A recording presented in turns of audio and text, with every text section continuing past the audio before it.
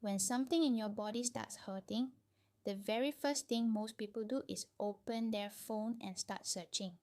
And that is almost always where the trouble begins. You type your symptoms into a search engine, and within minutes, you have read about everything from a minor strain to something genuinely frightening. By the end, you are more anxious and no clearer about what is actually wrong with you. Let me offer you a better starting point, because there is a set of free tools designed to do exactly what random searching cannot. The problem with searching your symptoms is that the internet does not know you. It cannot ask the follow-up questions, it cannot weigh your specific pattern, and it returns the most dramatic possibilities right alongside the most trivial ones. A good self-assessment tool works differently. It asks you the questions a clinician would ask, in the order a clinician would ask them, and it narrows down to what is actually likely for you. That is the difference between information and guidance. On the resources page linked below, there is a whole collection of these, each built around a specific area of the body or a specific concern. If your knee is the problem, there is a knee assessment that walks you through the pattern of your pain, what aggravates it, and which warning signs would mean you should be seen sooner rather than later. If it is your back, your neck, your shoulder, or your ankle, there is a focus check for each of those two. There are tools for the things people worry about, but rarely ask about directly, like balance and fall risk as you get older, or the breathing problems that can linger after illness. Each one takes a couple of minutes and gives you something concrete at the end, a sense of how serious this is likely to be, and what a sensible next step looks like.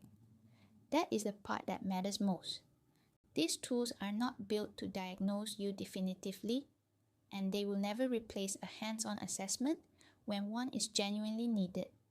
What they do is tell you whether you are in safe to manage yourself territory or whether this is something that warrants a proper look. For a lot of people, that one piece of clarity is enough to stop the spiraling worry. You find out that what you have is common, manageable, and likely to settle with the right approach, and the fear drains away. For others, the tool flags a pattern that should be checked, and getting that signal early can make a real difference to how quickly and how completely you recover. There is also a cost estimator on there, because money is a real and reasonable concern. Instead of avoiding treatment because you have no idea what it will cost, you can get a realistic sense before you commit to anything. There is information on insurance and how coverage actually works, which catches out a surprising number of people who could have claimed and did not. And there is a glossary that translates the confusing terms you will hear into plain language, so you are never nodding along to words you do not understand. The whole point of the resources page is to put you back in control. When you understand what is likely happening and what your options are, you make calmer, better decisions, and you stop wasting weeks either panicking or ignoring something that needs attention. Let me tell you how to get the most out of them.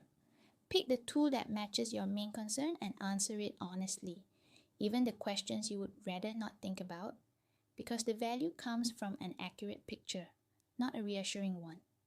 Do it when you are calm rather than in the middle of a frightening late-night spiral, so you can actually take in the result.